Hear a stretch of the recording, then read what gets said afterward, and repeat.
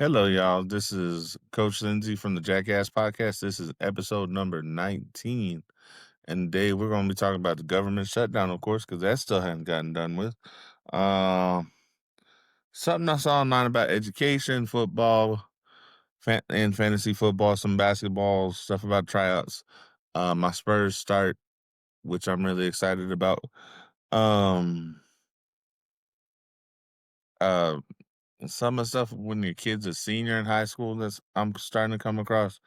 The last for a lot of things. The Super Bowl halftime show controversy and just Halloween in general, especially around education. It's kind of fun. It's kind of weird, and we'll just see. All right. So let's get that elephant out of the room. This is some of the most ridiculous stuff that we still talking about a government shutdown. At this point, I don't care whose fault it is. I just want it done with. This is dumb. Congress needs to do their job. Like there's nothing else to say. There's no other way to say it. Our Congress, those elected officials, need to do their job. And while I understand part of their job and part of the political game is the filibuster, people who this country relies on and who rely on that money, unlike our congressmen who probably can't explain to me how they have so much money in the bank when they only make 400 grand a year and would look at you incredulously if you probably asked. These guys need to do their job. You're paid almost $500,000 a year to go speak and be in charge and make compromises for the betterment of the U.S. And what you're doing now is not for the betterment of the U.S.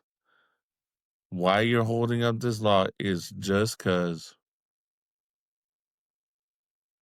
and from what I've heard or what has been reported and what I've seen, is for stuff that doesn't have to do with the U.S. The Democratic Party wants to hand out shit to everyone right now. Their model is Oprah. Let's give out everything. Let's do this. Let's do that. No, we need to worry about America first and then the rest of the world. And we can be the superhero for them after the fact of us taking care of ourselves. There's a lot of things where we have stopped taking care of the US as our priority and being a little bit selfish. I don't know where that came from. I don't know why it's happened. I know since World War II, World War One, we have been a mega power for like 100 years, and part of our job in being the mega power is to help other people, and I get that. But some of the stuff that people have been caught helping people with doesn't make sense for what the middle of this country kind of, which is usually about 50% of the country, the middle of this country doesn't agree with or doesn't give a shit about. Um, like I do not get it. I don't know if I'll ever get it. Like you have a job, go do your job. Get the government back online so y'all can do your job. Because this is dumb that you're punishing people who, by stature, are beneath you, but who have more character than you do because they're still showing up to work and doing their job, knowing that they're not going to get paid right off the bat or not going to get paid when they normally get paid. So I don't know what else to say. The government shutdown is ridiculous. And the fact that Senator Kennedy came on TV the other day and said maybe the longest one in history and could go till next Saturday is ridiculous to me. Like, at what point do people just start telling? And if it's your senator and if it's your person who's doing this and you can justify it to me, please put it in the comments. Please follow me and let's have an open dialogue about this. You put in the comments, I may try to invite you on the podcast and we can have a discussion about this. But this is ridiculous.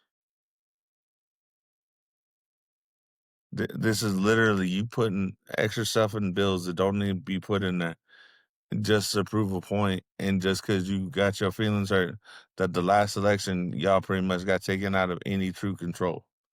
So and we're showing our thing. We're showing our solidarity as a party. Great, but your solidarity should be to not just to your party. This is not about Democrats or Republicans. There's no win-loss in Congress.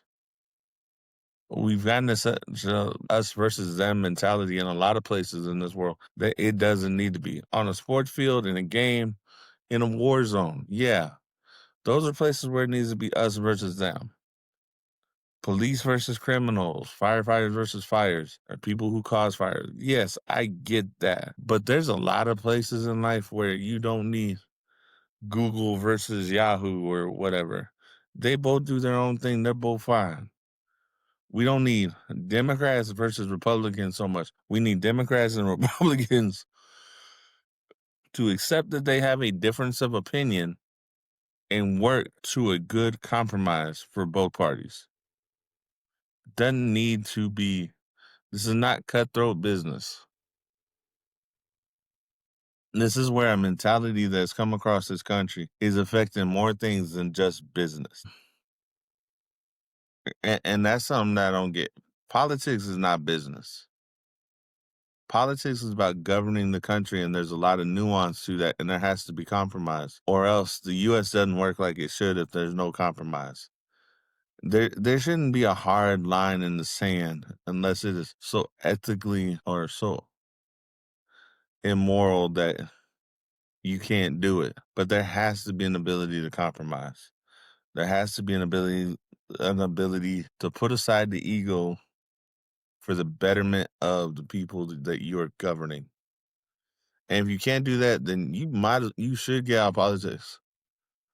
That should be a test. Like there should be a test. And this is one of them that gets people out of politics. Because guess what? Congress and Senate, you guys are failing the test. We want to make everything an A, B, A to F rating. Congress has an F right now because they're not doing their job. They have failed to meet the standard.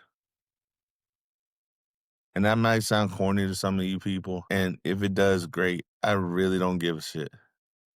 But if you're gonna grade like TEA grade schools an A through F rating, and I can hear it now, I can see people in the comments. But schools do an A through F. You do that for students. Yes, we're giving you mastery of content. See, my wins are seeing an improvement constantly. And even if there's setbacks and there's step backs, my job is to help guide my students to doing something. And so Congress's job is to make a compromise with the other side of someone who you do not fundamentally agree with politically.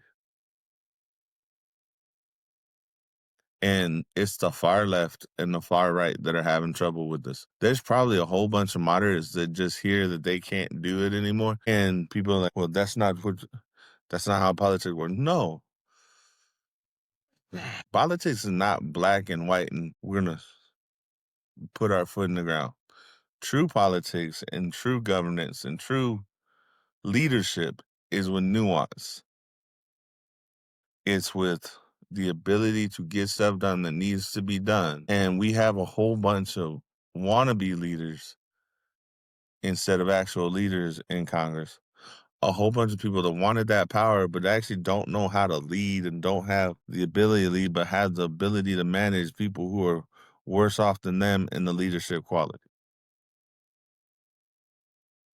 Like, I don't like Trump, but he has a leadership quality to him. I never thought Biden did. I never thought Kamala Harris did. There was just something missing in her. I never thought Kerry did. John McCain, yeah, I thought he did. Obama, there was a natural leadership to him. I never thought George Bush had it. Even after how 9/11 was handled, I don't think he was a leader. I think Bill Clinton might have been. Ronald Reagan was. George H.W. Bush wasn't a leader to me. Al Gore wasn't really a leader to me. There's a lot of people, even Hillary Clinton to a degree, even though she was more of a political leader when she crossed paths with Trump, there was something about her that said not a true leader to me. So we have a bunch of puppets, corporate puppets, however you want to put it, people who aren't doing their job because they don't have the standard in themselves to do their job right. Or what they think the standard is some far-fetched, non-real idea that I have to stand my ground. I can't do this by compromising. The Constitution is built on compromises. Any law in the Constitution had to be a compromise for what everybody wanted for the country to grow. This is not a this is not a new thing. The government has compromised since day one. So why now, getting ready to hit our 250th anniversary, are we acting like we don't know how to compromise anymore? Are we saying over the past 20 years that because social media and the way people have grown up, we have become so in our own little camps instead of looking at the growth and the outside opportunities of your group of people? I couldn't do my job with just my group of people. I have to have people that I may not agree with fundamentally, but I have to have respect for what they do to do my job. So why is Congress not doing that anymore? Why is Congress sticking its heels in the ground and acting like they don't have a lick of sense in what their actual job is? This government shutdown should have been a day, two max, not a few weeks, not almost a month. It should have just been a day or two. It shouldn't have been 3 episodes of my podcast that I do weekly. Me talking the first 10 minutes about the government shutdown. This is ridiculous. There should be more stuff. And all those, well, why aren't you bitching about Trump in the White House? Well, if you look through history, guess what? The president has always redone something to the White House. He's allowed to do that. And I don't really care. I just don't. That's a distraction in the media. That's not focusing on what we actually need to be focused on, which is the government shutdown. So, Congress, get your shit together, please. Now, speaking of get your shit together, I saw something today that I really wanted to stitch because I don't know who the hell this lady is. But she put if teacher is basically like if teachers are mad because the kids going on vacation during the middle of the school year, they shouldn't be mad because it brings them life experiences. Okay, I semi agree with that. But the rest of it were problem or they learn to problem solve. They get all these man, some of that is bullshit. Unless you're a parent that actually teaches your kid to problem solve, your kid's not gonna learn to problem solve. Because there's a whole bunch of kids I deal with, and I'm in the thick of teaching, and I don't want to hear this shit. I worry about my own children sometimes and their problem solving abilities. Because they always look to me or mom because they don't have the experience, but they're not willing to try sometimes to stretch out and figure out that problem themselves. They want more guidance than I think I had as a kid. And now there's a lot of kids I see that are even worse off than my children. So I just want to know what like great statement. I'm proud of you, mom. You want to defend your kids going on vacation during middle school. Really, as a teacher? Great. I hope when he comes back, then he's got stories to write. Then he's got stories to tell. Hopefully they weren't in their phone the whole fucking time too, not looking around seeing what the hell's going on. Hopefully they were enjoying the experience and maybe they did learn something from it. That would be great but that's a perfect world scenario that I don't believe happens as much as that post wants people to believe it happens. And not everybody gets that opportunity. And then it becomes the status symbol in the school, depending on the school that kid goes to. Here's the thing. I don't want to hear. I got too many kids and I'm worried about not coming to school because of stuff that they have absolutely no control over. My job as a teacher is to care for other people's kids in a way that's respectful of the parents. And I can't sit here and go, like, my philosophy on parenting doesn't mesh with a lot of current parents sometimes. Cause I'm a hard ass to a point. Yes, my girls got my heart. I got two girls, but I'm an ass at times. I've told my daughters this that I'm not their friend. I'm their dad. And there's a difference there. Just like when the kids come up and tell me in school, "Sir, you're my best friend." Like, there's something wrong with that. I, at my age, and I'm 3 to 4 times your age, should not be your best friend right now. There's no way. I should not be some 11, 12, 13-year-old's best friend. Like, that just doesn't make sense to me. It does. I can't grasp it anymore. Like, I never had that thought about a teacher. I had my friends, I had my peers. I may have had a best friend, but it damn sure wasn't a teacher. Was someone my own age. And some of my best friends I've known since I was in high school and middle school and elementary school. Like, these are people I've done shit with. There's also a thing where a lot of parents have become more emboldened by the power and stroke that they think they should have because it is their kid. But like with Congress, this has to be a community involvement because your kid's influence just isn't from you as a parent. It's from the teachers that teach them. It's from the people that they like, they teach them, and even the people that they don't like or they work with or their friends, and maybe the friends you don't like. One of my influences that made me come out of my shell was a friend my mom didn't like wholeheartedly because she thought he was a sociopath, that he only cared about himself. And in some ways, she may have been right. I don't like some of the stuff that my aunt has tried to teach my daughters because my aunt is more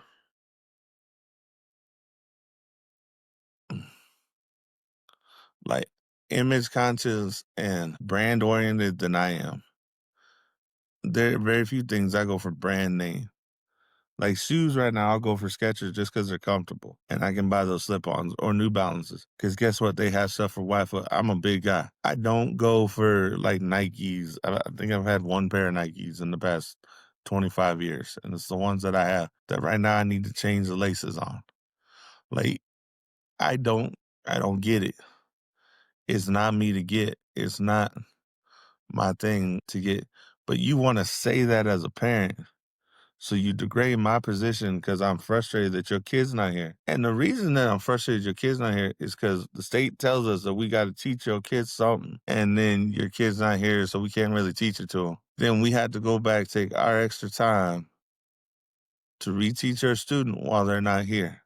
Great that he went on vacation. I would love for him to have that experience. If I'm an English teacher, I hope when he comes back, he's willing to write about that experience. I hope he's willing to share about that experience, not in a braggadocious way, in an educational way. Because we all need to have stories to tell. But just there was a snobbery to that comment that I find offensive as a teacher, as a public education teacher. Fuck the fact that you took your kid on vacation in the middle of the school year.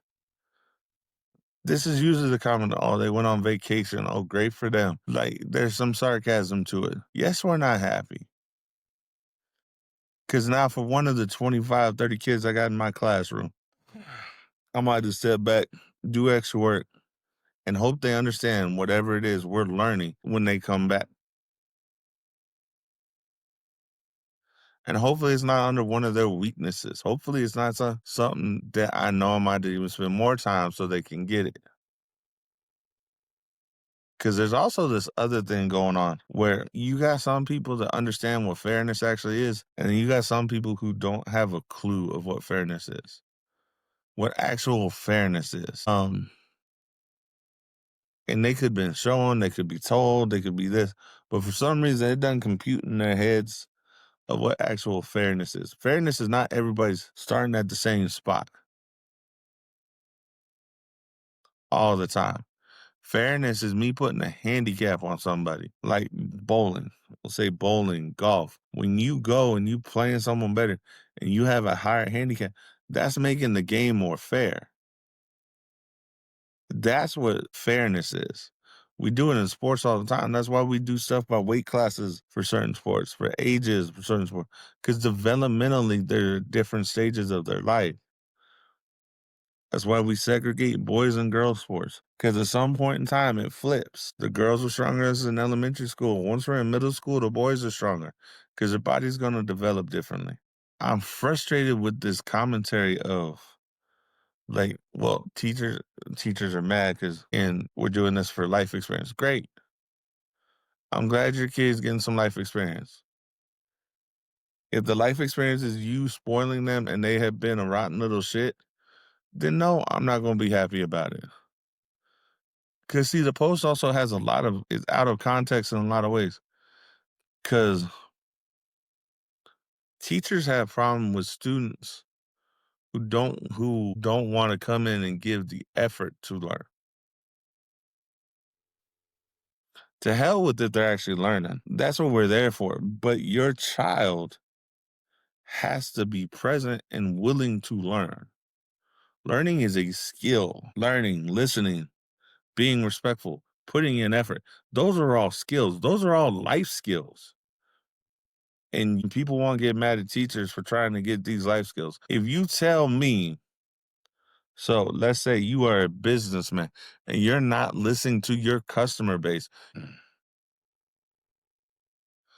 your customer actually has the option, if you're not listening to them, to fire your happy ass and go somewhere else because you're not listening to your customer.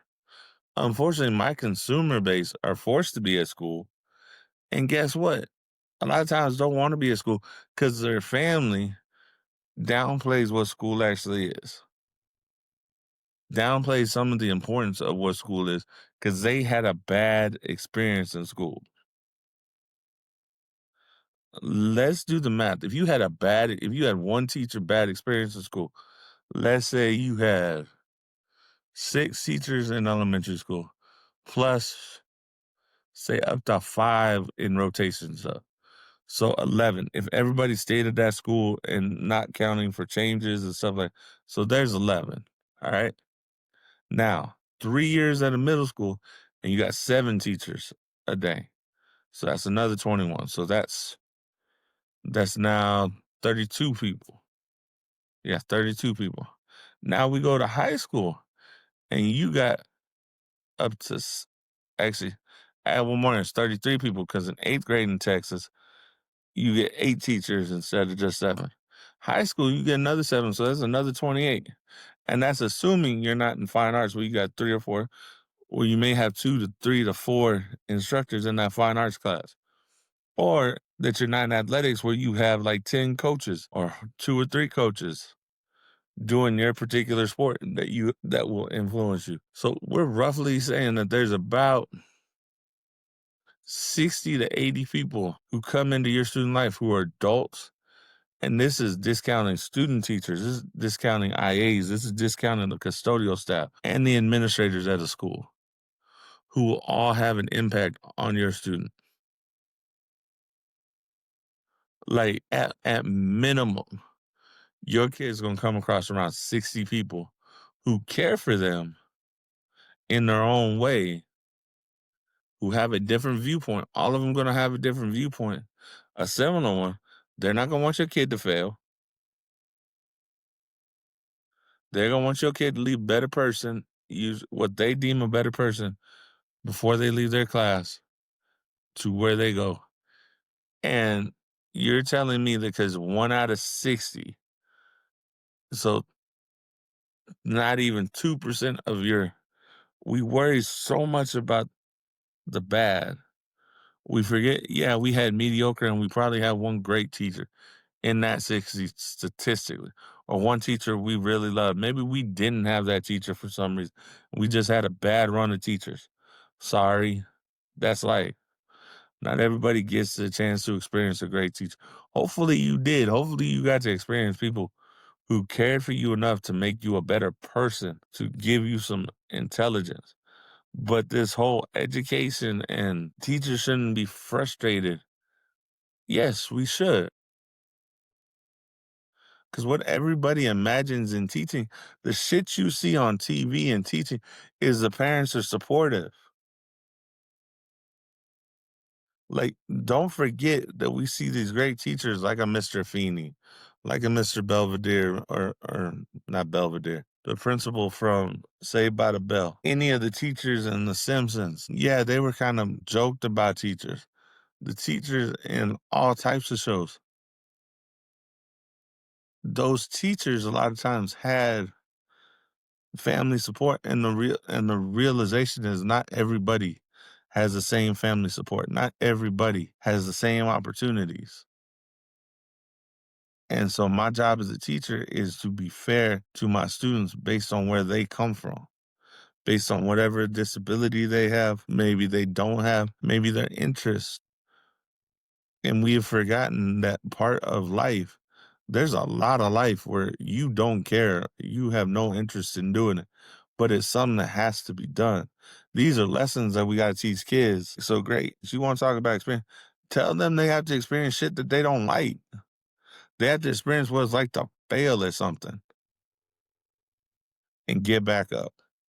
They have to experience what it's like to have difficulty and actually persevere through so they can actually succeed at something. They want to talk about all these people that they might model up to. All those people have had adversity at some point in time that they had to bust through.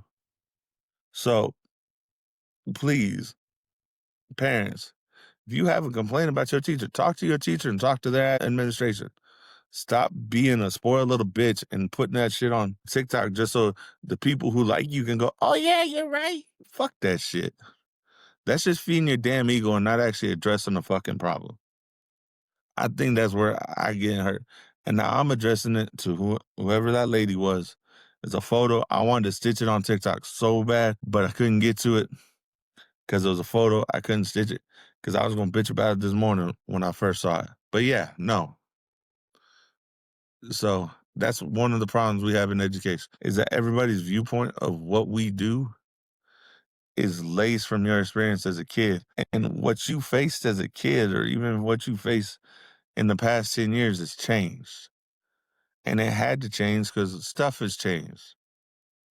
There's no industry besides technology that moves faster than education to try and keep up with the times.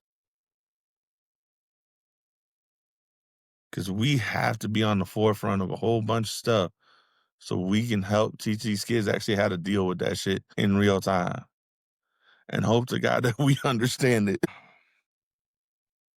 Now that I've gone off on that rant, if y'all like my podcast, please follow on whatever platform this is on. Please follow, like, subscribe, comment. I hope y'all enjoy it, but thank you for those who have in the past. It's been cool.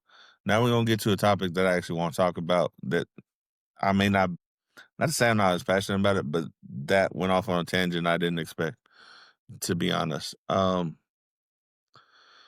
this week we're going to talk about football. I'm actually doing this right before the Aggies game. I'm trying to get it done before the Aggies game. I'm an Aggies football fan. I love watching college football on Saturdays, and just love football in general. Dallas's offense has been doing great the past few weeks. Watching them beat up on the Commanders, who were, unfortunately for them, had a lot of injuries. Dallas just got to take advantage of it. It's been fun to watch. It's good to see Houston finally seem like it's getting its stride. I haven't really watched much else on football. I'm busy sticking to just my teams, so that's been fun. This week I was supposed to go to Laredo with the varsity team, didn't get to because something happened at work. And this week this morning it actually rained in town. And if you're not from San Antonio, rain it's not that it's an odd thing. It's that the way it comes sometimes it's just hard on stuff that we have. So we gotta look out and watch out for safety. Our boys from the 7th grade team were supposed to play this morning. They didn't get to. This is Saturday. So on Monday they're gonna play, and they're gonna play in the big stadium, or one of the big stadiums that we have in the district. So that's gonna be a cool experience for them.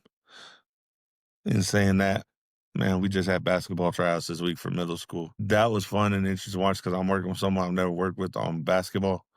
I worked with him on track and stuff, but I didn't work with him. Like, this is going to be how we mesh for practices and stuff with basketball and how we handle our teams and like what we do.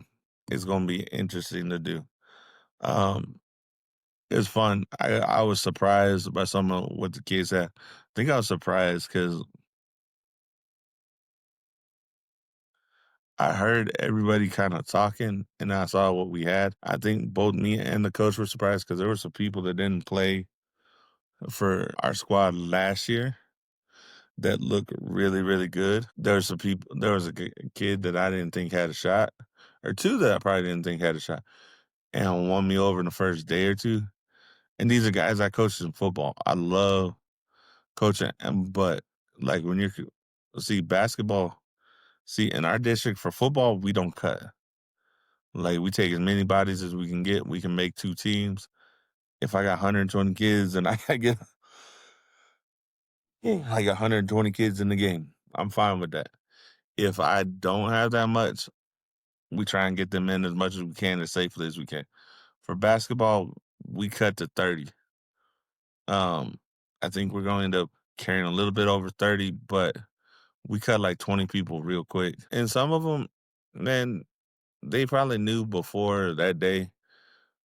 And it's just skill level. It's natural feeling for the game. Basketball is less I don't want to say less disciplined, but less structurally disciplined than football. Football, you have a job, you have to be there. There's a little more leeway in basketball when you do basketball. So it's kind of fun to watch. Like between I guess the big sports in this country, including soccer. Soccer to me is the most chaotic of a team sport. Everything else has more of a structure to it. Soccer doesn't. Soccer is more, I want to say, an individual can rule a soccer game quicker, but they can also be taken out quicker depending on how good the defense and stuff set up. But great soccer players can usually play within the chaos, a a, a chaos structured environment more than a structured physical chaos environment of football.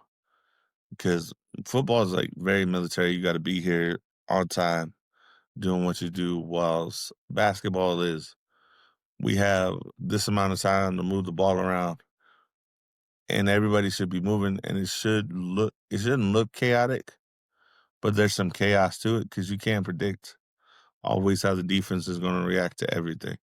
So watching basketball trials, I got to see from the best we had to the worst we had. And it's fun to me to see, and it'll be fun to me to see those kids from the worst side that we picked, see how much they grow this year and how much we do this year. Um, so that I'm looking forward to. It's just fun. I'm looking forward to the basketball season. We start off in a couple weeks, so like we start playing games in a couple weeks. It's just gonna be fun to do. So go my team. Speaking of my team, the Spurs right now are 2-0. It has been fun to watch the Spurs so far this year. Every highlight I've seen, the games I've watched, Victor Wembanyama and Stephon Castle look like they are on a mission right now. Forget everybody else on the team. Those two are on a mission to be aggressive and be stars at a high level right now. Even with someone like Devin Vassell showing up on the team. But just Victor and Stephon Castle are getting used to each other and they're both being aggressive on both sides of the ball. And I love watching it. I love seeing what Victor's been doing. I love the fact that in the second, he's got 12 blocks already in the season in 2 games. One he had 3, one he had 9. Like that's encouraging to me. So I hope that the Spurs do well. I think the Spurs are probably gonna be a top 5, top 4 team in the West. They may be higher than that. I've heard people say they're gonna sneak into the play-in. I think that was before everybody actually looked at what Victor Wembanyama's attitude was. And when your star player's attitude is, "I'm gonna be aggressive and I'm gonna get everyone involved off my aggressiveness," and this is a young squad, so that aggressiveness is gonna help. Like, he's being a leader. He's been with the like of what the Spurs have had for the past 40, 50 years where they've been around. Like, they've been almost in San Antonio for 50 with George Gervin, with the David Robinson, with the Tim Duncans and the Manus and the Tonys. There was a certain aggression there. Not to say Kawhi wasn't aggressive, but Kawhi wasn't a leader as long in San Antonio as he was everywhere else. And that's a whole nother story. Like a DeMar DeRozan when he was here. I loved when DeMar was here. But just that what they're doing right now is so fun to watch the past couple weeks. And tomorrow I'm gonna watch them probably before I watch the Cowboys here because it's been fun to watch. And I love like my Spurs are my Spurs. Have been since the early '90s. So I have not tailed off even the past 5 years. The past three, watching it's been a struggle to watch, but it's been fun to see them in moments. I think Dylan Harper is gonna be really good when they bring him off the bench. I think Carter Bryant's going to be really good. And then you still have De'Aaron Fox coming back. You got Kelly Olynyk coming back. And those guys are veterans who have a lot of talent to them. They're missing pieces right now because of injury. And of course, the Spurs are the Spurs. They're going to play to the vest. They're going to play it safe. And that's just how they're going to be for injuries. So I'm just in all honesty, I am so looking forward to the Spurs this year. Um, do I think that race for the top of the West, I think it's the Spurs thing. I think for the top of the West, I think it depends on when Kyrie comes back for Dallas, how high up they'll be on that ranking. Think it'll be Houston.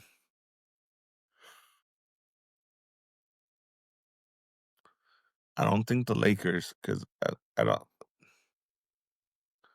Luka's good, but they're missing something on defense, as far as I know. Like Luka and LeBron are great, but you got to have a defense to go with it, and your best player shouldn't be a handicap on defense. The Rockets will probably be up. I wouldn't be surprised if the top four was Oklahoma City, Houston, San Antonio, Dallas, and then probably Golden State at 5, probably Memphis at 6, and then Pelicans, Lakers 7, 8. Maybe the Kings. Uh, I don't know about Portland. Like, I have to see these teams to say for sure. In the East, I think it'll probably be Boston. New York is looking really good from what I've seen. I haven't heard anything about Indiana yet, like not on highlights. Cavs, Orlando should be good. Orlando just looks strong right now.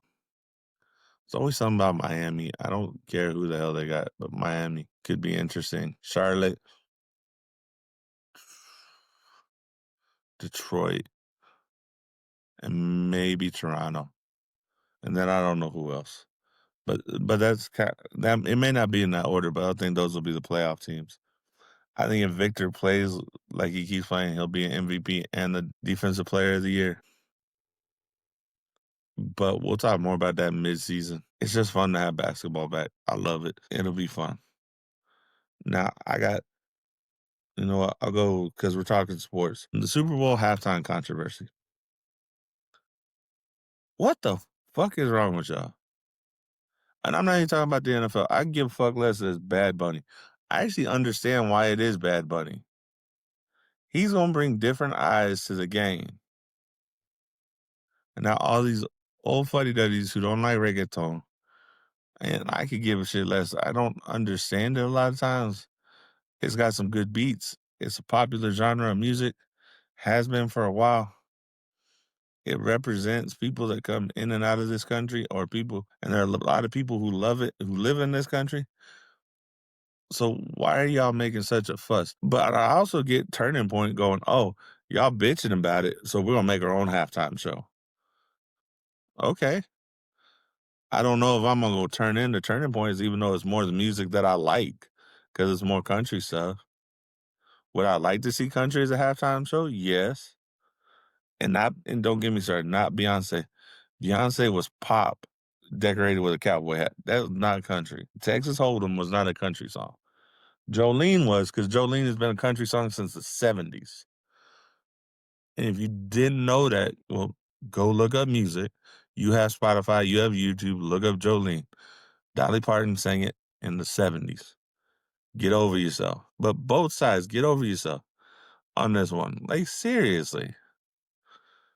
Only people who really care are the people who don't care about the football game. I like the football game. I want to see who the two top teams are play. The halftime show's entertainment. That's all it is. So bring on Bad Bunny. Great. And I'm glad the NFL didn't cave to it because they made a decision. Like, give the show a chance and let a guy who has been one of the worldwide artists come and perform at the halftime show of what is the worldwide performance for the Super Bowl. For the NFL, they are trying to get eyes. And if you don't get that, then you don't have as much business sense as you think you do. Because that's the business of NFL, is an entertainment business that relies on sports to be entertaining. So they picked an entertainment group. So great. All y'all, get over yourselves. Bad Bunny, man, I hope you do a good job. I didn't really care I liked the Kendrick Lamar halftime show last year. I'm not a Kendrick Lamar fan. I'm not a fan of modern hip hop. Like, you come in my truck, you gonna hear late 90s, early 2000s hip hop, maybe some early 90s hip hop. But really, besides that, I don't listen to a lot of hip hop.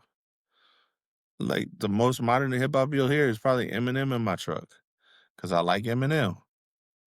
Fat white guy likes Eminem. He tells stories in this song. And if you listen to him, they're usually good stories. Maybe not good, like the content isn't good, but the way he tells the story is. Oh, heck, YouTube Music has the Halloween section has country murder songs on it. They're all story songs talking about murder. You just got to really listen to them. So yeah, y'all, with the halftime show, please sit down, stop your bitching, stop your crying. And if you're really old and it's because you want the Who and Paul McCartney to come back, that was just them being safe for a couple of years. To me, the best halftime show recently, in order,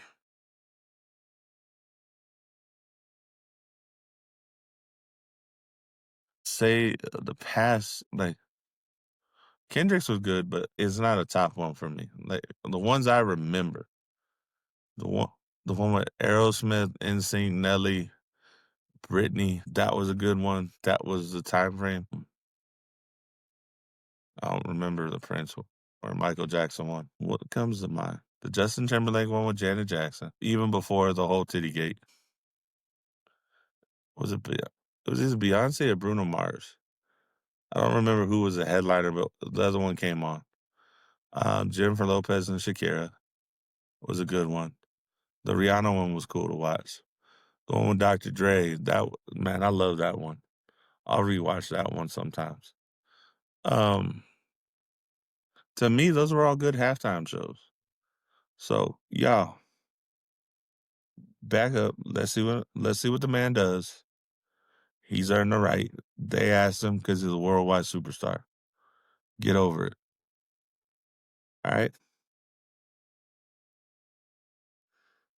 So this coming week's Halloween, and being at school, Halloween's kind of cool for schools. Even at a middle school, we do something called Trunk or Treat, where we give out candy to the kids after school function. It's been fun.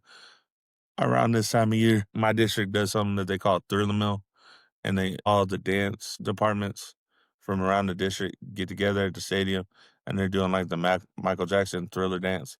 Man, that's fu Halloween's probably my 3rd favorite holiday 3rd or 4th favorite holiday. One of my kids thinks I'm crazy, but I get why it's some people's favorite holiday. For me, Halloween is a fun time.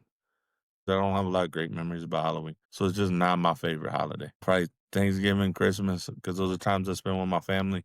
New Year's is probably a good one for me because it's time it was always time with family and friends, and that's what the holidays means to me. So Halloween, it was more individual stuff as a kid than it was groups and friends. And yeah, we did stuff with family here and there, but since my brother was handicapped and at some point in time, we just stopped doing the trick or treating because it was just hard to get him out.